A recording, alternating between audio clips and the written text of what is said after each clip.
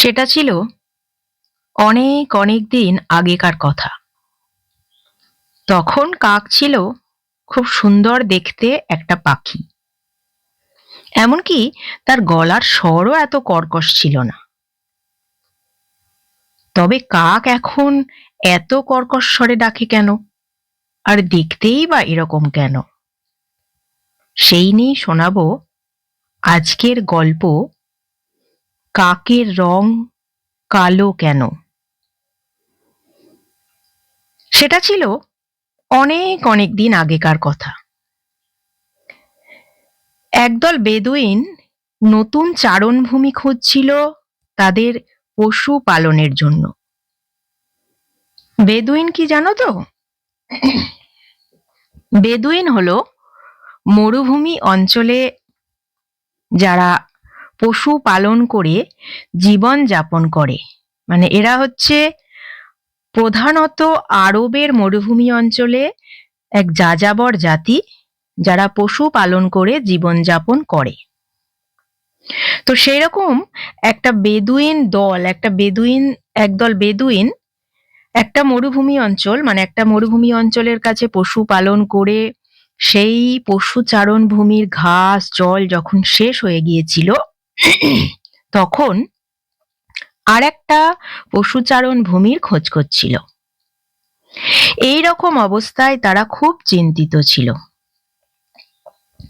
যে নতুন পশুচারণ ভূমি কোথায় পাওয়া যাবে। তার জন্য তো পাশাপাশি এলাকায় খোঁজ লাগাতে হবে, খোঁজ করতে হবে, তবে পাওয়া যাবে। তো সেরকম একটা পশুচারণ ভূমি খুঁজছিল যেখানে তারা পর্যাপ্ত পরিমাণে ঘাস জল সবকিছু পাবে। আশেপাশের এলাকা ঘুরে দেখার জন্য তারা ৩টে পাখিকে পাঠালো। সেই ৩টে পাখি খোঁজ আনতে গেল আশেপাশে কোথাও পশুচারণ ভূমি আছে কিনা। সেই ৩টে পাখি হলো কাক, ঘুঘু আর তিতির পাখি। এই ৩টে পাখির মধ্যে তারা সব থেকে বেশি বিশ্বাস করত কাককে, কারণ কাক ছিল খুব পরিশ্রমী পাখি। ঘুঘু ও তিতির পাখিকেও তারা বিশ্বাস করত। ঘুঘু তিতির পাখিকে বিশ্বাস করার একটাই কারণ, কারণ ঘুঘু এবং তিতির পাখি ছিল এমনই পরিশ্রমী যে তারা একটানা অনেকক্ষণ ধরে উঠতে পারত। যাই হোক, এরকম ৩টে পাখি একসঙ্গে যাত্রা করেছিল। খুব কম সময়ের মধ্যেই কাক একটা সবুজ চারণভূমিতে পৌঁছালো, যেখানে প্রচুর জল ছিল, প্রচুর পশুপালন মানে পশুদের জন্য প্রচুর ঘাসও ছিল। কাক এসেছিল দক্ষিণ দিকে। সে সেখানে দাঁড়িয়ে ভাবতে লাগলো যে এই পশুচারণ ভূমি খবর যদি সে কাউকে না জানায় তাহলে খুব ভালো হয়। সে এখানে একা একাই আসবে, একা একাই খাবার খাবে, লুকিয়ে লুকিয়ে চলে আসবে, লুকিয়ে লুকিয়ে খাবে থাকবে। সেই হচ্ছে এই পশুচারণ ভূমির এক এবং একমাত্র রাজা।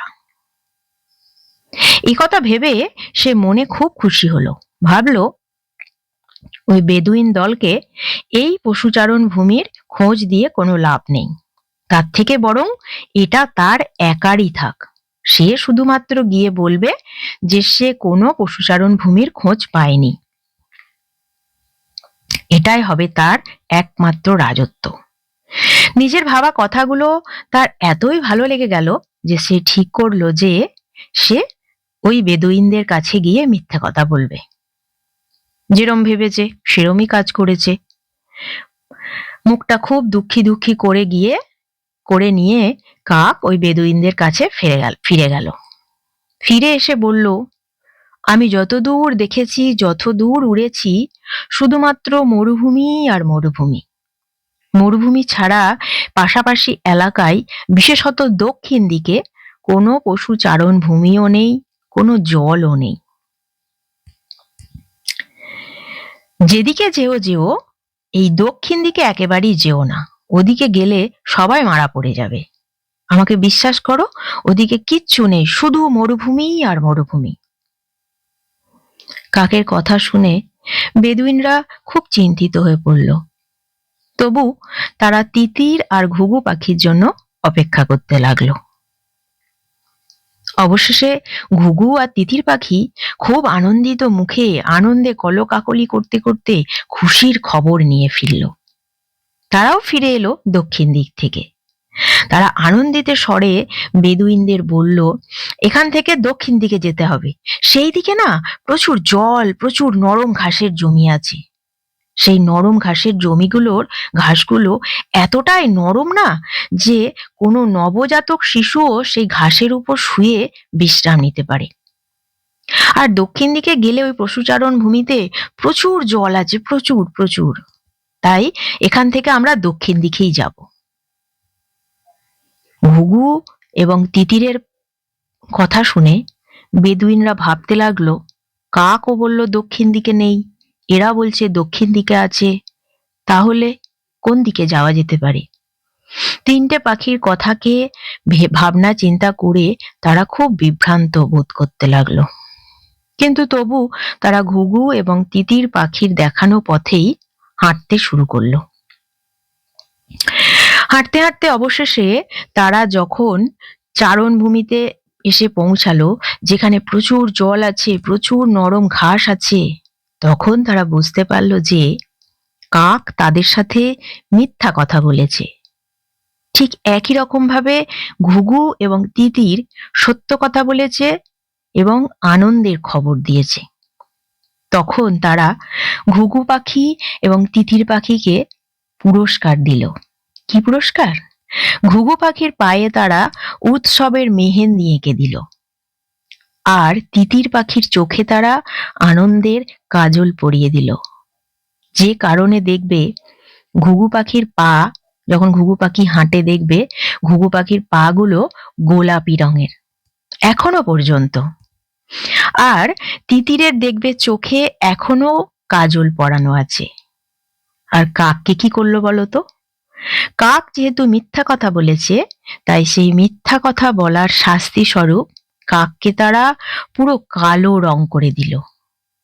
আর এই মিথ্যার শাস্তি স্বরূপ কাকের গলার স্বরটাও কর্কশ হয়ে গেল। কি, সেই জন্য কিন্তু এখনো পর্যন্ত এখনকার দিনেও যত কাক আছে দেখবে সবাই কিন্তু কালো, এবং তাদের গলার স্বর এখনো পর্যন্ত কর্কশ। কি জানলে তো কাকের রং কালো কেন? এই গল্পটি লেখা হয়েছে আরবের উপকথা, আরবের ফোক টেল গল্পের অনুসরণ করে। তো বন্ধুরা, কেমন লাগলো তোমাদের কাকের রং কালো কেন গল্পটি? আমাকে একটু লাইক, কমেন্ট, শেয়ার করে জানিও। আর যদি ভালো লাগে প্রচুর প্রচুর শেয়ার করে দিও। আমার চ্যানেলের গল্পগুলো যদি তোমাদের ভালো লাগে সাবস্ক্রাইব করে আমার পাশে থেকো। কেমন?